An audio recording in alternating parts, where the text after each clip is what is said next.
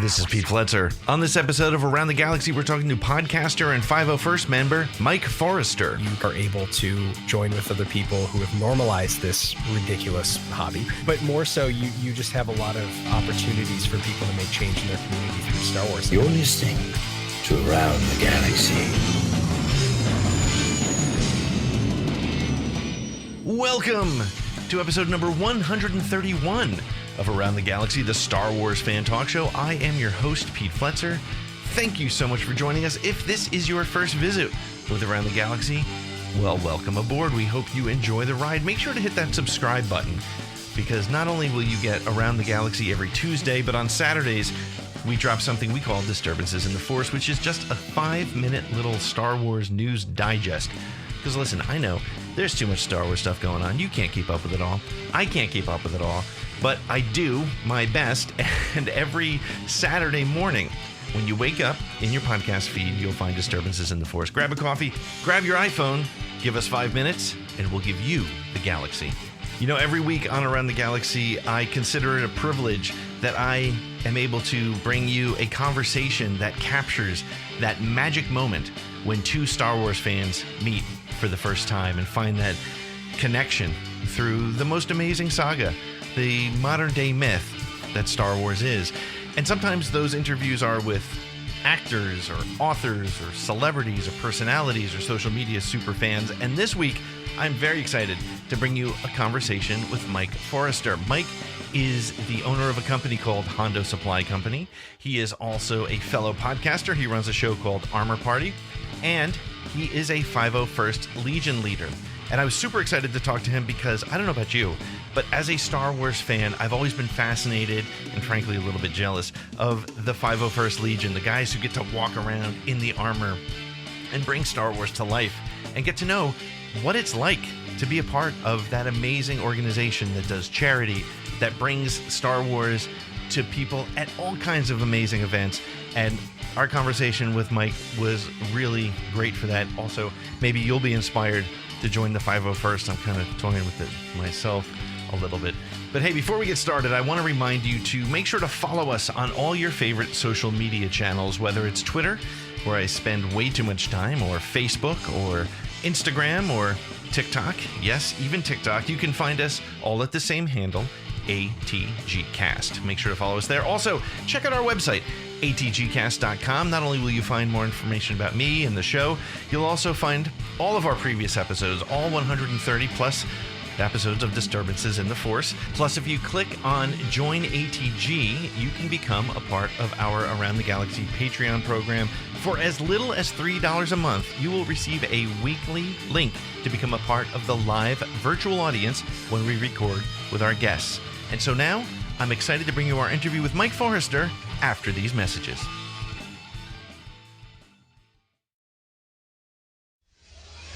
Mike, how are you doing? Hey, Pete. Thanks for having me, man. That's great to have you here. You're from coming in from live from Michigan. Yeah, I'm in the upper peninsula of Michigan, the Great White North, depending on how far away from Detroit you are. But yes, there are people up here, and we're right on the shore of Lake Superior, and there are stormtroopers up here. So rest assured, the Empire is safe up here. That's excellent to hear, man. That's great. So I was introduced to you through, a couple of weeks ago. I had Nick Gunbarian from Bayside on, and in talking to him and listening to his show, I heard that you were a guest on his show. And then I discovered your podcast. You know, it's the first time in Around the Galaxy history where I've been sort of embarrassed to have helmets behind me, because your Instagram and all the people that you get to talk to on Armor Party and the stuff that you do is top-notch costuming. So maybe tell people a little bit about yourself and about the podcast. Yeah, so I've really came into costuming and love of costuming. I want to say probably about 4 or 5 years ago. And in my free time, I'm a creative director for a university here in Michigan. And I also host a local art show that's kind of like a pop-up one night only thing, just to kind of steward some of the creativity that's around here. And small towns oftentimes aren't necessarily known for cultural hubs or things that are happening. But we ended up doing a Star Wars one night only art show. And I asked a lot of local artists to come through and create original pieces for it.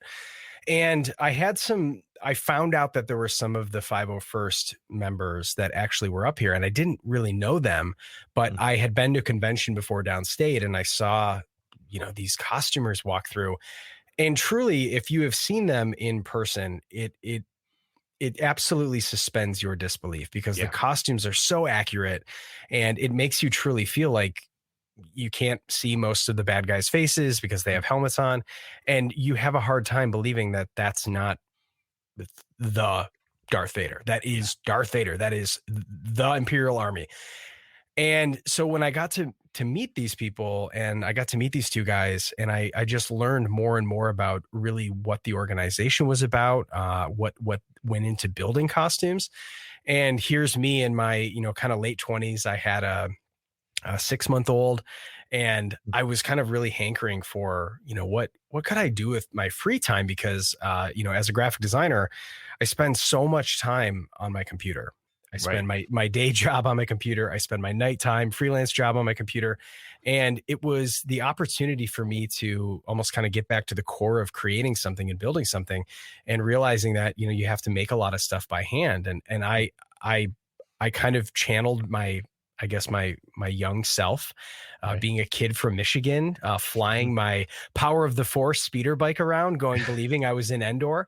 And I picked the biker scout. I was like, yeah, let's do it. So I became the first biker scout in the Upper Peninsula of Michigan, and really kind of went down this crazy rabbit hole of understanding what goes into building costumes for the original trilogy. And then now it's like, there's almost every single bad guy you see on screen, you can join the 501st Legion as that costume. And it's really cool. So that's kind of how I had gotten started with the club. And then the podcast was just because I met a lot of incredible people with incredible stories, whether they are, they're professional prop makers, or they're just super fans that said, I think I'm going to build a costume because I love this franchise so much. So I just wanted to share those stories, because through just my few years of being in this club, it has really opened my eyes to not only how awesome and dedicated people are to not only representing Star Wars in a fan sense, but also the charity work and the community focus that a lot of them use their costumes as a catalyst for creating change. So that's what Armor Party is all about. The 501st is, one of those organizations. I think we hear a lot about it as Star Wars fans, and people who even casual fans, I think now actually kind of have the numbers 501st aren't that foreign. Sure. I think they're kind of starting to get a hang of that. But the willing, I think that's the thing that struck me, is how willing they are to engage in charity. We Around the Galaxy and a couple other podcasts last Christmas holiday season, we did a Toys for Tots drive. And when we delivered the toys, I just randomly called my local garrison, and they were like, yeah, we can get 4 guys over there for you. And let's do it. And it's so great, because as you said, you do have that suspension of disbelief. And, as an adult, you look at it, you're like, holy cow, there's a biker scout standing right there. That's amazing. Yeah. But to watch, like, my 8-year-old son came with me, and when the Imperial pilot, the scout, and the Kylo Ren showed up, he was just like, he was there. He was in front of a Walmart, but he was in the galaxy far, far away. Right. And what, again, the point that struck me so hard was, I was like, can we, what can we do something for you? Can we pay you? Can we do? And they're just like, no, we do this for charity, and they're there for it. And I think that's really pretty amazing. Yeah. And what the club, and the club has to, oftentimes on paper, it's like, we are a costuming club, and that is the focus of the club. But I think when you look at the process of how people approach costuming, and what the power that these costumes really hold. And so for us, it's a reminder to say, if I was to, as just Mike Forrester, I want to do a fundraiser for our local library, people would be like, okay, Mike, that's cool. But if I said, why don't we do a Star Wars style fundraiser, and you can come and, meet the characters and hey, maybe give some money because we're going to buy some Star Wars games for the kids club or do that kind of stuff. It all of a sudden turns into a thing, right? It all of a sudden turns into, wow, Star Wars, that sounds fun. My kids love Star Wars. I love Star Wars. Let's go get involved with that. And so you realize that the magnetism that this franchise has, and when you have these costumes and we have these characters brought to life, we do get some really cool opportunities, like being able to go to, I actually got to troop the Chicago Cubs game at Celebration in Chicago in 2019. And you get to see a different side of the operation of things. And you're in, it's an official Lucasfilm event. So we're on our best behavior, of course, not that we aren't anyways, but it does have those cool little perks. And then, for us, the movie theater here that we usually will go in and troop all the Star Wars movies, they'll let us in, they'll have us to the employee showing. We get to see it like 2 days early, which is really cool because we're going to be there all weekend. And most of the time we don't get to see the movie again until Sunday night, because we've been there on Thursday night, Friday night, Saturday night. But when you see those people come in to watch a Star Wars movie and all of a sudden they have to walk by 4 stormtroopers, it just it's like you see that innocence of believing that Star Wars is truly the greatest sci-fi franchise of all time. So it's a rewarding experience for us, but also I think for a lot of people, you put on a helmet and you kind of are able to join with other people who have normalized this ridiculous hobby. But more so, you just have a lot of really cool opportunities for people to make change in their community through Star Wars, something that they love. So that's kind of the core of what it means to me. But what I've found to really be kind of connective tissue between a lot of 501st members. Yeah. We were talking before we went live, and we were talking a little bit about how it's not just, it's sure it's Star Wars costumes and that, but it talked to me again about the concept of this is a hobby. It's a gathering, and you referenced it a moment ago. There's a community of people. It's not, it's a modern day sort of club. Yeah. And the number of course is going up almost every day, but I believe that we're around almost 12,000 members across the world. And so we've got these different garrisons from, Singapore all the way to Japan, all the way to, northern Canada. It's very cool to connect with people, and we're all connected through these message boards and through these groups. So when you get to go to an event like Celebration, where people travel with their costumes, which is crazy, getting and I'm going to do it in 2022.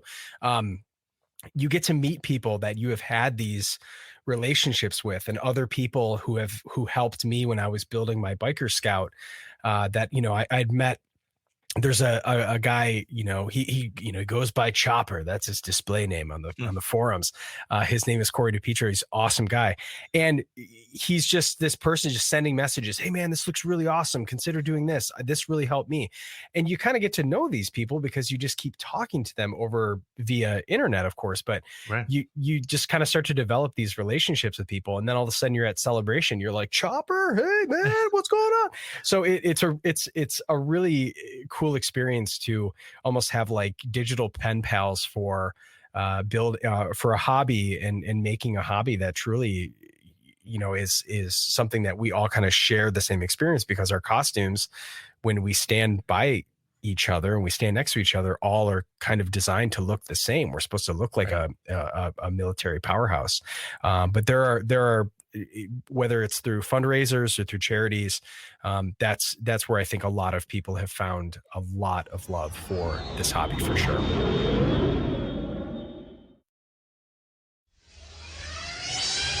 This is Nick Gambarian from the band Bayside, and you're listening to Around the Galaxy. No, what would you say is sort of a common theme among folks? I mean, obviously, first of all, they're all Star Wars fans, and I'm trying to figure out why I haven't done it. And I think it's because it feels kind of daunting to have to build your own costume. But what is there like is it they're all like sort of, is it the costuming that they love? Is it the community? I mean, it's probably a little bit of everything, but is there some sort of common thread that you would find?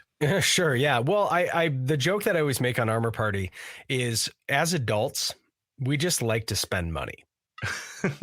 Truly, that's it, right? Yeah, Because I mean, $100 a helmet. I'm not. That's dumb, but it's yeah, right. But also look at it this way too, Pete. Right?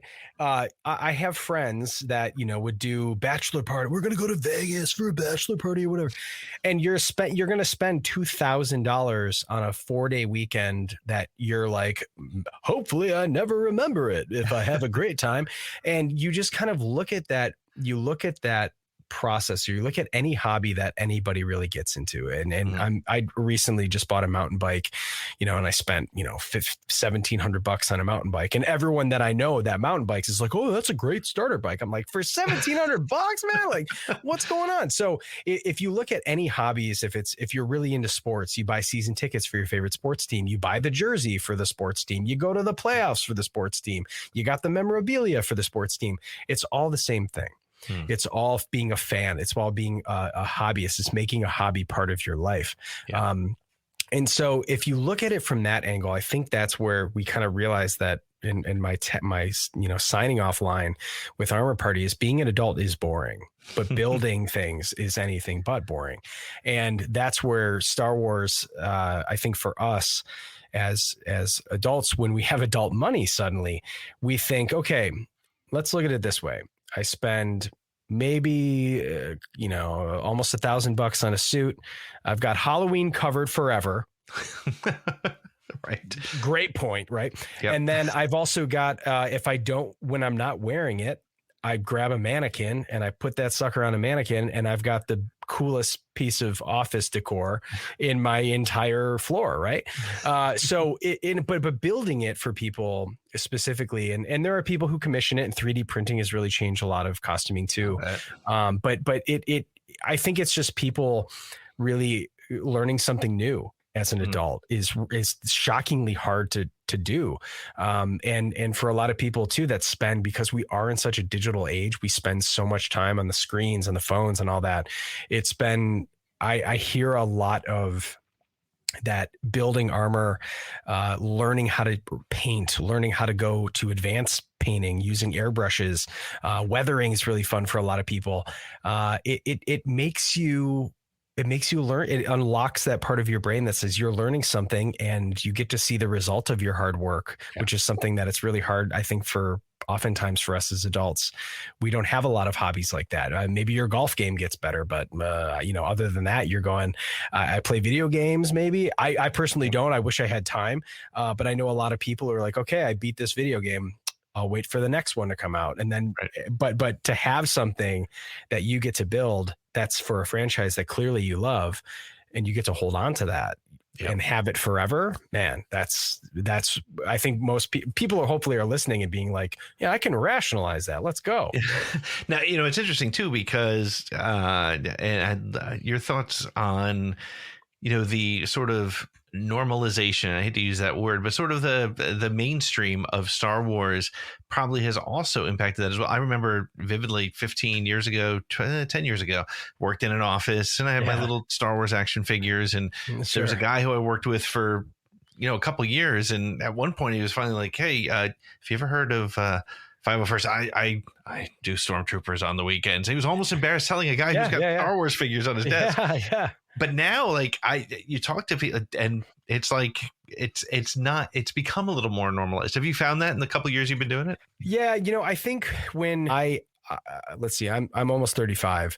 Mm-hmm. I saw Revenge of the Sith in theaters, and then I went to college after that, and we kind of really started to hit that lull for Star Wars, where, it's like people, Lucas had kind of invested in Clone Wars, and we were getting these other stories where people, it was hard for someone my age to go from, we just watched Darth Vader turn into Darth Vader, and then I didn't have cable, right? And so I'm like, I don't have Cartoon Network. I can't watch these shows. And then it's animated, and the animation in the beginning was kind of rough. And so Star Wars was just kind of, it had kind of moved past me. But I've been such a fan of it as a kid, but it was not in my life in the mid 2000s. And I think when The Force Awakens came back out, it just took everyone who had loved that franchise and just got them going again. Right. Yeah. And I think then like I said, then all of a sudden people got adult money because you might have just been a broke college kid, or you might have been living in an apartment in LA trying to make ends meet going, I can't spend $1,000 on armor. And I feel like because a lot of people that I talk to on Armor Party have only been in this hobby for like 10 years or less. And what's crazy is that we're like at that point for when the Force Awakens hype machine started back up. And so I feel like people have normalized, cosplay. I think in some ways there's a lot of costumers, Star Wars costumers that they don't like using that word because they don't want people to think that it's the loose associations with anime. Not that there's anything wrong with that, but you have just other fandoms that do costuming different. And there are some people that are kind of like, well, we have, and there are some, restrictions for how we build the costume so that we look uniform when we stand next to each other. So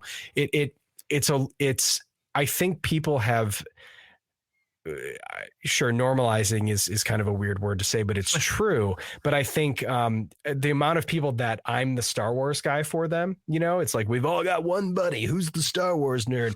I'm definitely that person. But I always tell people, lean into what you be authentic and be yourself. And that's something I tell my daughter all the time. I tell the students that I work with, be yourself. And because anything that you're going to want to do wholeheartedly, if it's not hurting someone, it's not destructive, that appreciation for passion will overflow into different parts of your life. And so there's kind of I tell people, if you truly are authentically yourself and you're open and honest about that, and if that's love of Star Wars or love of wanting to just build things so that charity could be the icing on the cake for you, joining an organization like the 501st or the Rebel Legion, that mentality will overflow into your life in almost every way. And so that's, I feel, where we're kind of starting to see a cultural shift because the 501st has been around for a long time. And Star Wars wasn't always mainstream accepted as being very cool. I mean, people liked it, but this level, I'm looking at your background, I'm looking at my background, wasn't always accepted to the same way that it is now.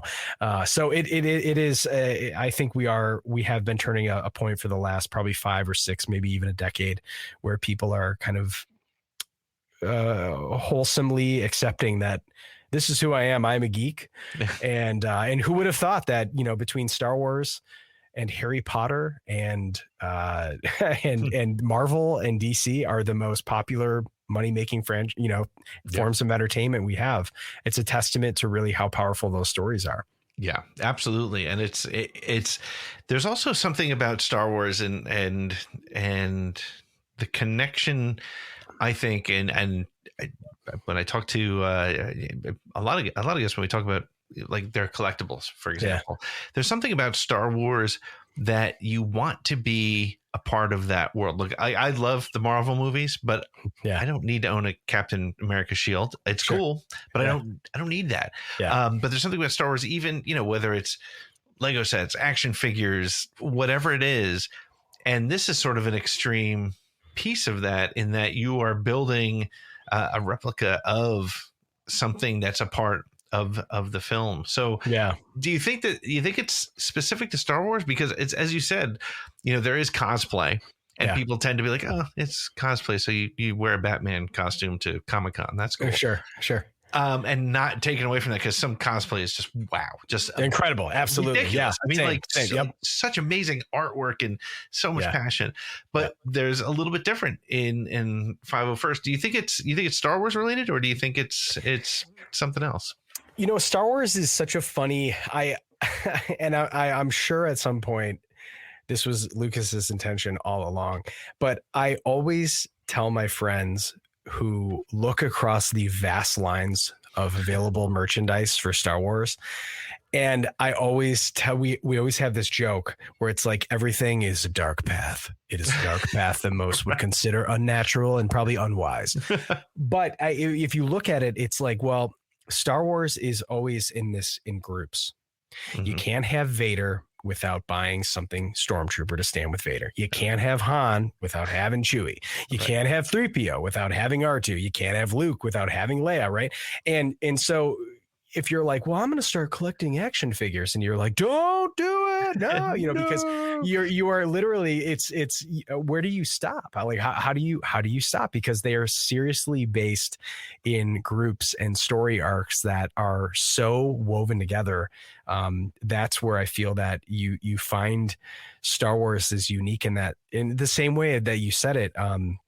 I love the Marvel movies as well, and I've had no desire ever to pick up anything Marvel-ish merchandise. And I don't know what that is, because I go see all the movies at midnight. I'm reading theories online. I'm like totally in for it, but it's just, to me, it's not my franchise. The same way that Star Wars, I think, unlocked my brain, because I appreciate Marvel from a storytelling perspective, and what they've done is so cool.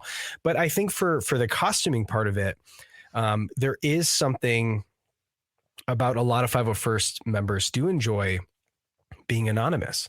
I had Paul Sung-Yong Leon, who is Carson Teva from The Mandalorian. Yep. And he goes, I actually kind of prefer when I get to put a helmet on, because people now recognize me and they want to take pictures with me, but I'm standing there in my TIE fighter pilot, and I'm like, whoa, come get a picture with all of us. And they're like, no, Paul, we want to get a picture with you. But he's kind of appreciates that people are looking at the group. They're looking at all the, the Jolly Roger TIE pilots and going, whoa, look at these guys are ready to go fly and bash some X-Wings. And so I think for a lot of 501st members, there isn't a reliance on if you look a certain way, because everyone's hidden under these anonymous, buckets and helmets. And I have talked about this a little bit on Armor Party, because I do recognize how incredible the skills and the talents are of some of the other costuming cosplayers and costuming community members. But it's very hard for people to go, unless you are 6'4", built like Chris Hemsworth, you look maybe like Chris Hemsworth. It's hard for people to go, man, that's a killer Thor costume. Right. But that's Steve from down the street. He has a killer Thor costume. Yeah. So I think for a lot of people, it's not bashing that. It's just, I think it's just our ability that we associate, $1 billion franchise with Chris Evans as Captain America. Right. But up until, we didn't even know what Darth Vader looked like until he was dying in Return of the Jedi. Yeah. And I think most people almost forget what Sebastian Stan actually looks like. And so it's kind of and Kathleen Kennedy had talked about Star Wars characters have silhouettes.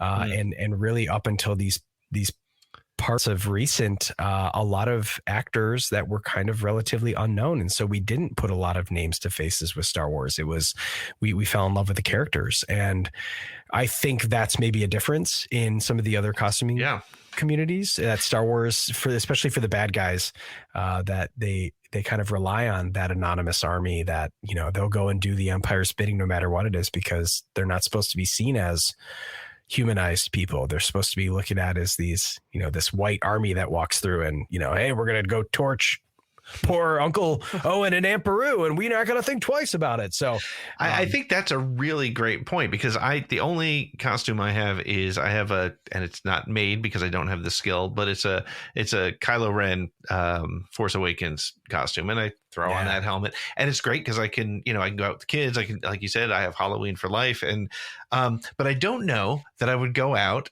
as Luke Skywalker or Obi-Wan Kenobi or something like that. Sure, although I'm kind of getting that old Luke look, which is good. Maybe I'll just let the hair go. But you're right. There's something like, I walked around my neighborhood with my neighbors who I know, who I see at the barbecues, with swinging a lightsaber and wearing a Kylo Ren outfit on Halloween. I don't know that I would have necessarily just worn Jedi robes and just been like, hey, it's Pete from across the street, So there is something to it. So it does allow you to, and I think it's a combination of what we talked about, is that sort of that love of Star Wars and that anonymity. And to your point, it's the silhouette. I found I walked differently when my Kylo Ren costume down the street than I did just to hold my kids' hands going trick or treating. So you really fall in. You become that anonymous silhouette. Yeah. I think silhouette is a great way to put it. You put it on and you went, look how cool I've become. That's right. And I feel that way every time I put it on, Pete. So, Yeah. you know, when you're ready to dive in, we, at least with our local group here, we always tell new people as we're building it, build the helmet last. Don't put the helmet on until you're ready, because there's something about that putting that thing on. You're like, oh man, I feel awesome putting this thing on. So it is a empowering experience to feel like you are, I want to say, maybe realizing a childhood dream of being a part of Star Wars. So I encourage everyone to figure it out. Whatever you got to do, figure it out and join us. We have galaxies to conquer.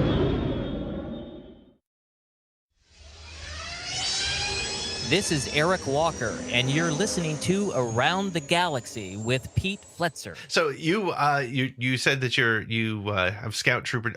I know a lot of 501st members have multiple sets of armor. Do you have more than just your Scout Trooper? I do. Yeah, I've got a Scout Trooper. I have a Snow Trooper. Michigan, especially where we live, right on Lake Superior, we get about 100. I want to say that we get about 12 to 22 feet of snow a year. Yikes. And so Snow Troopers was Pete, that's just a way to stay warm up here, man.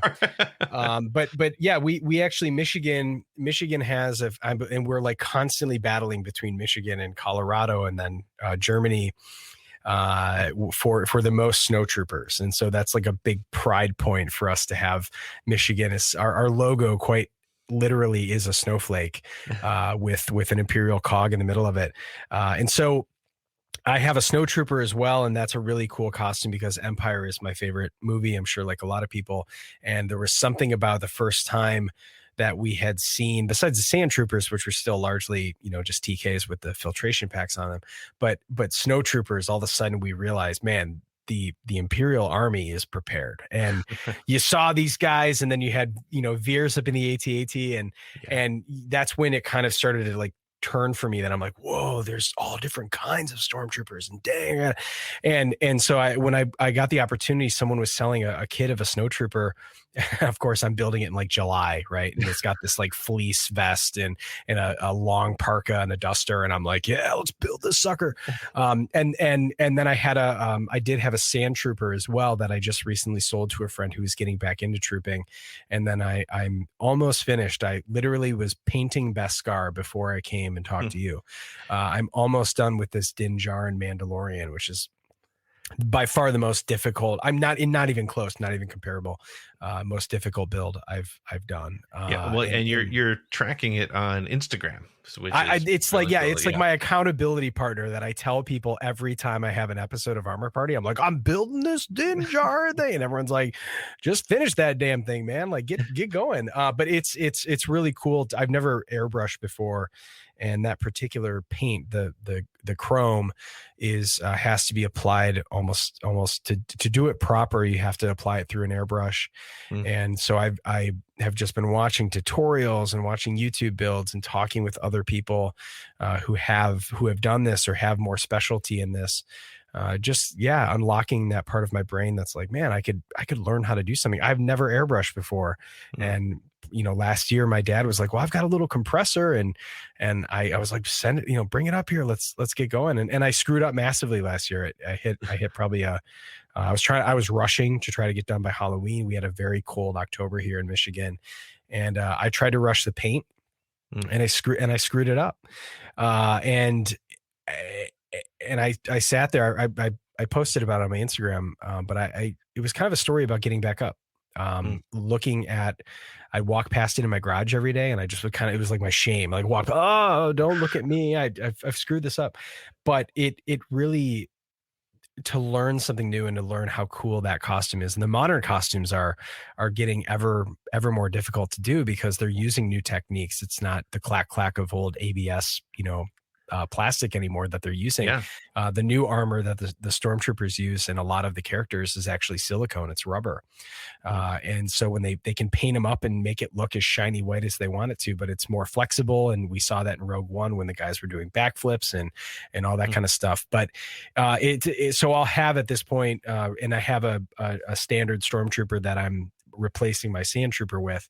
So by the time 2021 is over, gosh, my wife is going to listen to this.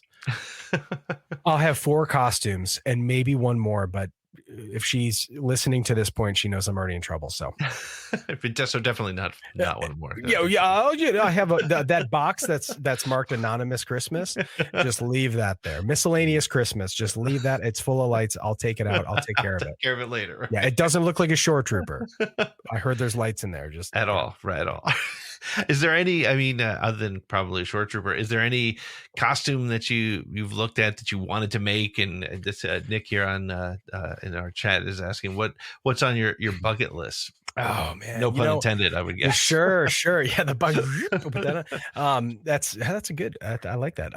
I think as I have started to welcome a lot of the challenges, Rogue One, I think like many of us, really became a fan favorite for just a different kind of Star Wars movie that we hadn't seen. And in ways I have like kind of like a love-hate relationship with Rogue One. And before everyone starts to angry tweet at me about this, it changed the core concept of what Star Wars was, and that it was supposed to be a fun adventure for kids and adults that wanted to experience that joy of disbelief again.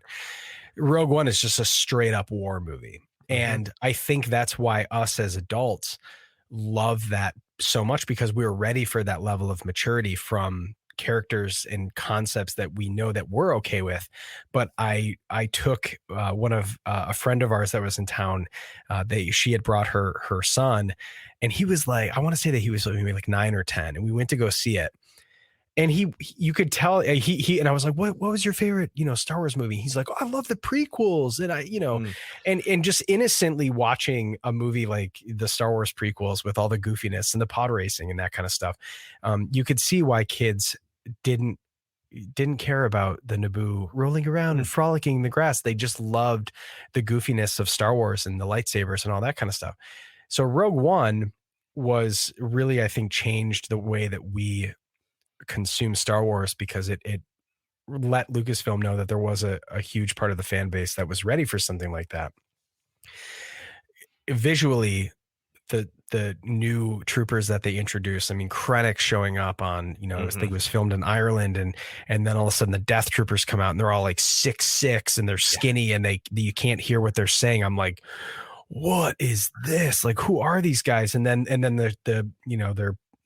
we refer to them as the shore troopers, those guys on Scarif that had that tan armor with that really cool, World War I inspired blast shield on the front of their helmets.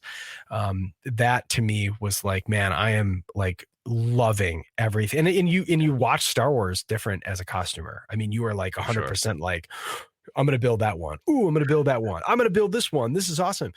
So that your costume ADD goes crazy every time something new comes on. I got to tell you that's probably like the most frustrating part of it, because you just realize you're like, oh, I'm out of money. I can't do this anymore. But I think the shore trooper, this is such a long-winded answer, I'm sorry. But the shore trooper, which I have sitting in my garage, is a really awesome new trooper that I absolutely love, just because of the color scheme and the way that it really introduced a different kind of trooper. The khaki, it's like stormtroopers were traditionally seen in white armor, and then that's always kind of let you know that they were infantry, and then the Death Troopers came on and they wore all black, and it was kind of like, okay, so you can tell that these guys are elite. Like there's something cool about them because they look like Vader. Yeah. And so I would say that the shore trooper of builds that I think that I could do, but there's always been a little part of me as I've kind of really enjoyed the challenge of costuming. Boba Fett is like the white whale for a lot of people, because it is so particular, and the people who follow that costume are beyond neurotic. I mean, they are crazy about every single detail, and the approval process for running that down. So the 501st works on something that's called a costume reference library. Mhm. And that's a big, long list of all these things that you have to have in your costume to make it so that you're uniform with other people. And then people have said, oh, that's, it seems like it's elitist, but no, it's what it is so that we look like each other Mhm. when we stand next to each other, so that you wouldn't look over and go, oh, that guy's got, his is actually gray. It should be white, blah, blah, Right. blah. Plus, you could take a group from Michigan and put them with a group from New Jersey and a group from Florida, and you're all going to be right. Exactly. Yep, Exactly. yep. And so we have that list of checklists just because you're also recognizing and paying homage to the decisions that were made back in 1976 when they were building this, to Joe Johnston's work, to a lot of, to Ralph McQuarrie's original concepts. You're doing it proper by following those guidelines to say, I'm paying respect to all of these awesome little decisions that they didn't think really mattered. But then fans like us were like just soaking all, yes, I love that. I love that. Right. And so I think Boba Fett is an Everest for me personally. And I think it's probably like an Empire Strikes Back or maybe a Return of the Jedi version, because there's actually been 3 different versions of original trilogy Boba.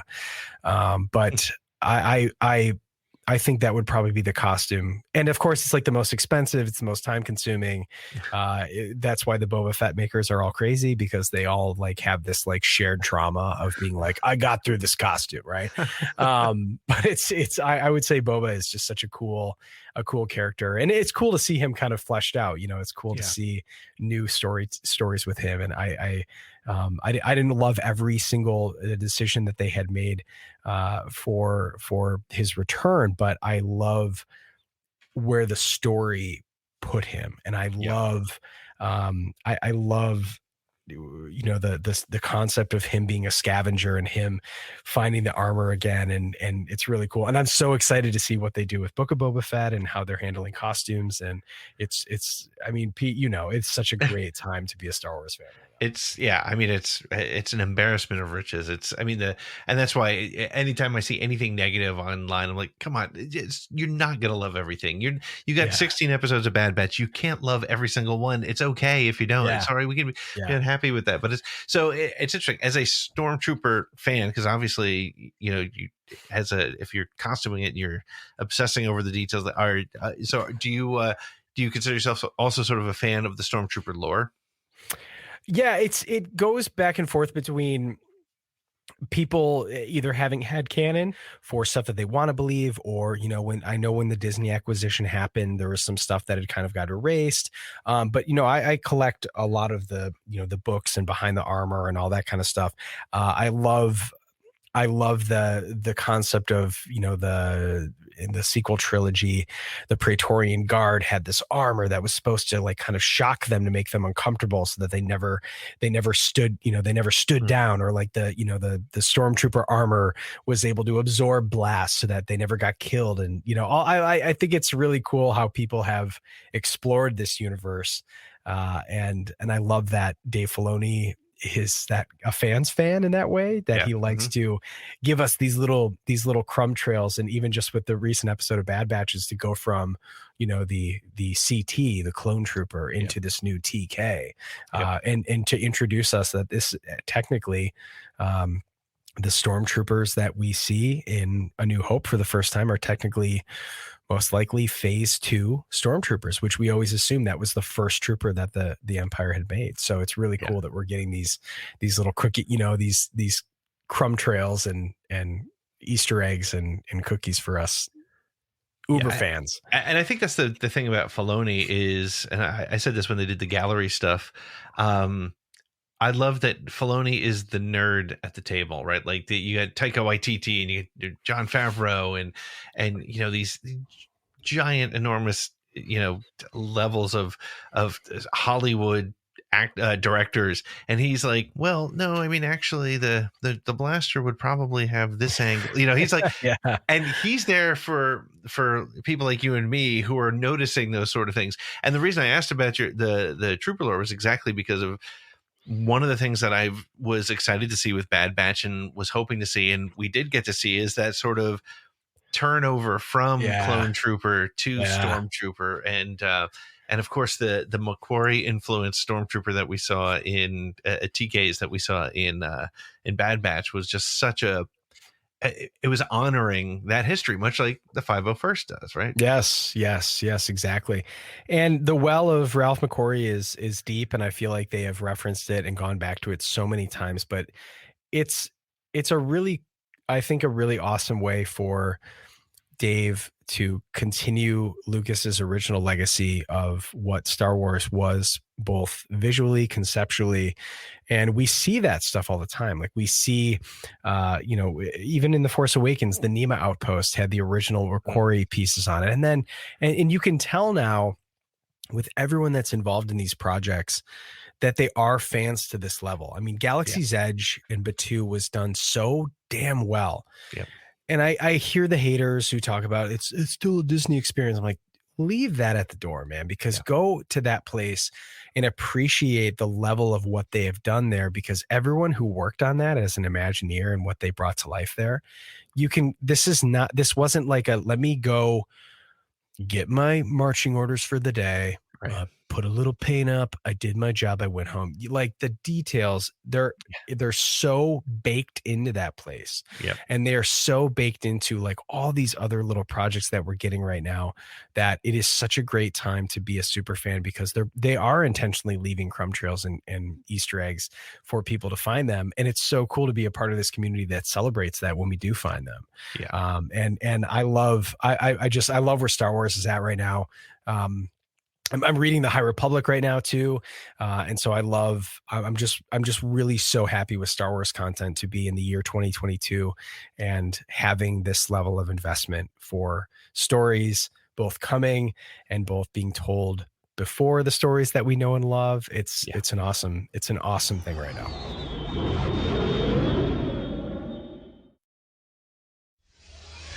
This is Katrina Dennis, and you are listening to Around the Galaxy.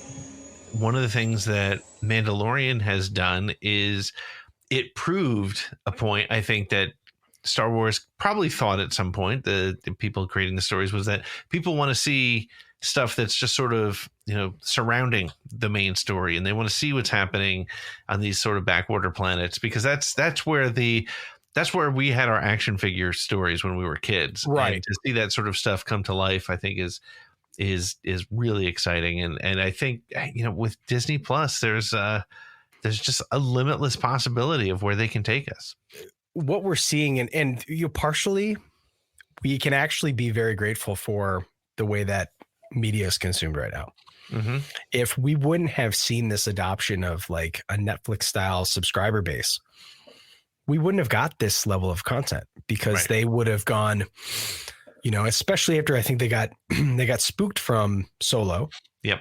Which countless arguments for why it didn't perform the way that it did. Was it too close to, Last Jedi? Was it, summer movies? Did the entire process change?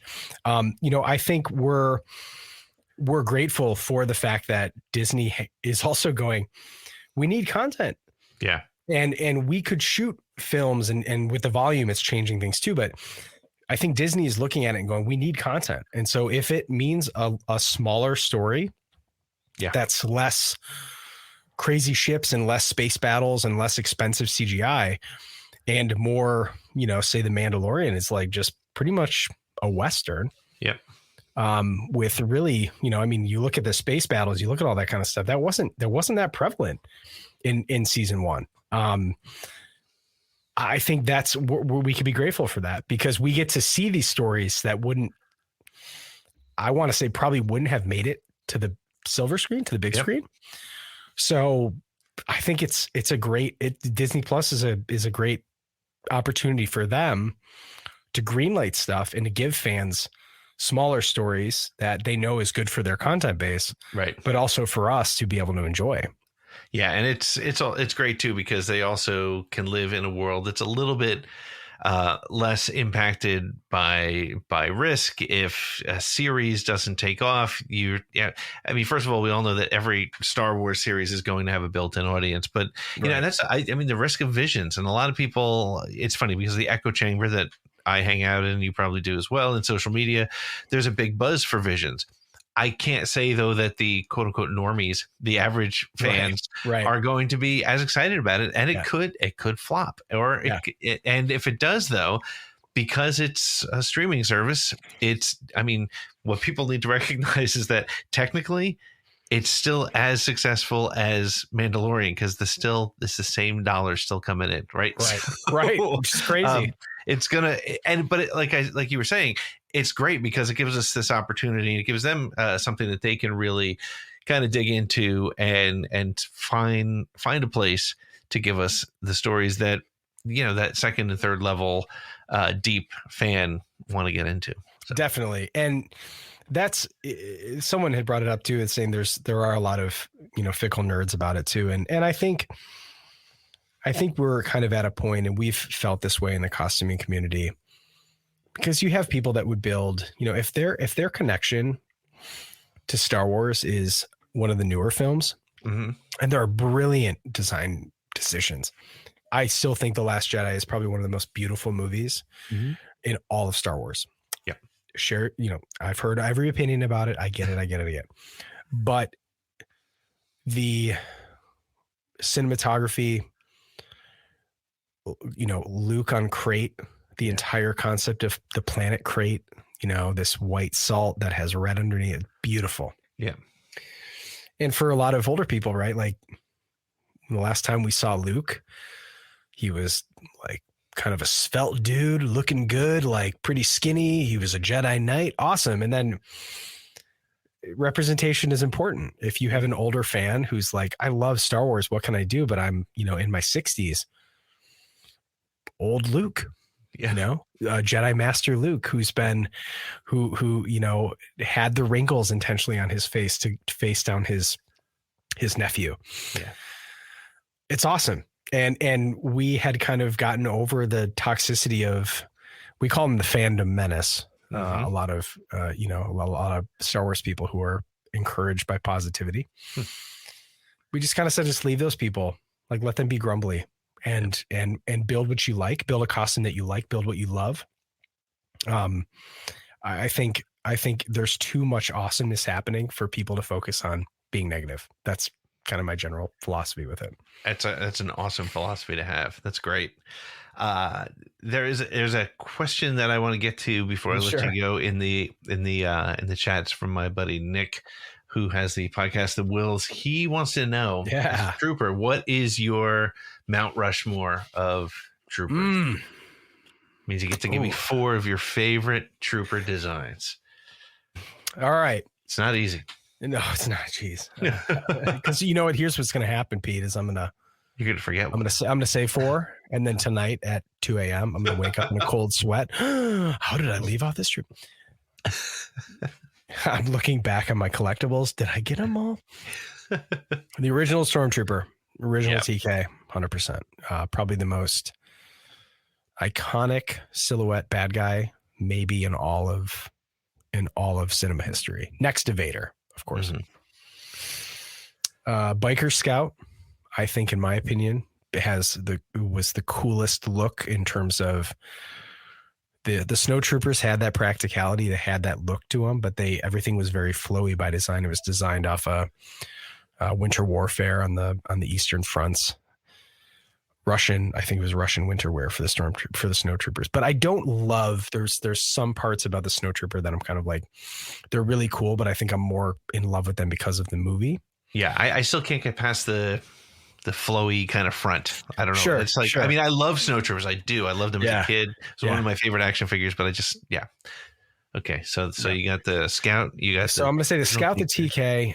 You know, I personally love the Shore Trooper. I love the black shield in the front. I love everything about it. I love the tan coloring. I love that they had that subtle, the snout on the front of it was very similar to the Scout snout, where they had the engine block cut out. Yep. So I'm going to say that. Man, I'm going to totally screw this up here. I know I am. I want to say maybe. Oof. Why do you guys do this to me? This is tough. This is very tough. I've kind of started to love the TIE Pilot more and more as I've gotten into costuming. And originally I was like, man, it's really hard to see what's going on there because they're just black inside of a black cockpit with a little red light on there. And I'm like, what's going on? But what's really cool about the TIE Pilot, for people that don't know, and I can share some of my nerddom over this, the Rebel helmet is actually the same helmet as the TIE Pilot. Oh, really? Yeah. So if you take the Rebel helmet, even one of the ones that you have behind you, yeah, and then you add a Stormtrooper face to that, that is a TIE Pilot. Wow. And so that was made off, I believe it was a like a British Air Force helicopter pilot or something. And the two, they cast it flat on a table. That's how they did the vacuum forms. Just two pieces put together. And then they took a Stormtrooper face and they cast it out of black and they added the hoses to it. But if you take the face off, then it's a Rebel pilot. Oh, that's awesome. Yeah, really cool. Yeah. So 41 years a fan, and I had no idea. Yeah. So when years. when you look at it now, and of course they added ear pieces to the tie to make it change the silhouette of it a little bit. But yeah, that's a pretty cool little detail. So I would say maybe for me, and the Death Trooper is so sweet. And I see in the comments, I know it's like, dude, add the Death Trooper. I do love the Death Trooper 100%. But I think just maybe for nostalgia purposes and saying that like the tie is so cool and the tie screams, I'm going to say a TIE Pilot. So I'm going original Trooper, original TK, Stormtrooper, Biker Scout, TIE Pilot, and Shore Trooper are mine. That's my awesome. Rushmore. Yeah. I always felt like too, I could if I was going to do some 501st trooping, I feel like I could probably do a TIE Pilot because there's not as much armor to build. I mean, you got to get the chest plate right, and the boots and the gloves have to be just right, and you can't just go buy those pants off the shelf. So right. It's a flight suit. What's really cool, for some more tidbits, because I think some people would be interested in it, is, the original Scout Trooper, it was a motocross suit. It was like the patches, a riding suit. And then they had a flak vest over it, just like Boba Fett does, so that they could keep the armor over it. So it had a little bit more of layers to it. But the newer Scouts, what are called Remnant Scouts, is the, Moff Gideon's, ragtag army. They actually just wear a TIE Pilot suit underneath there. So there's no more flak vest or anything like that. So the newer Scouts, if you were considering joining, are actually a little bit less expensive because there are a couple less components on it. So I always tell people, if you like mobility, because thigh armor is really hard to wear for a long time because you can't sit down. Yeah. And so as a Scout Trooper, I can sit down, I can lay down if I really want to. And it's always been the joke of my friends who are, when I put the Sand Trooper on and I put the pack on and I get all this stuff on, I'm like, okay, well, start the timer. I've got 3 hours until I need to pee. And then I need help. So someone's got to help me get this thing off. So if anyone's listening, like, man, what would I want to wear that's comfortable? I mean, yeah, your TIE Pilots are really comfy. Your Scout Troopers are very comfy. Snow Trooper is actually quite comfy too, but it's hot. So I generally, we've got a couple Snow Troopers down in like Arizona. I'm like, you guys are crazy. But yeah, if you're looking for something more on the comfort level, your Scouts, your TIE Pilots, those are long troop, man. You could troop all day in those. That's awesome. That's great. Cool. Well, Mike, this has been so much fun, man. I learned a ton about what it means to be in the 501st. Again, I've always admired it, not just the organization, but really the people, and it's really great to hear your story. Where can people keep up with you on social media and find your podcast? Yeah, so my main account that most people know me from is a little business called Hondo Supply, and I do kind of like focuses on Galaxy's Edge and kind of wearables and customization. I do little ID cards for people, and that's where most people know me from.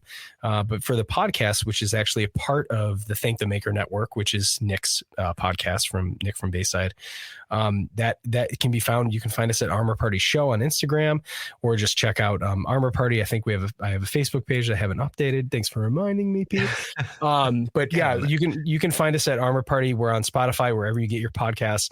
And if you just want to kind of like listen to conversations about people who have built costumes, I'm really pushing for an inclusive way for people to eventually, if they don't have the money, or they can kind of start to get encouraged to save up for it. It's not a cheap hobby, unfortunately, but I really always tell people it's a very fulfilling experience. It's a fulfilling group to be a part of. And I generally tell people too, you say that you're going to build just one, but you never do.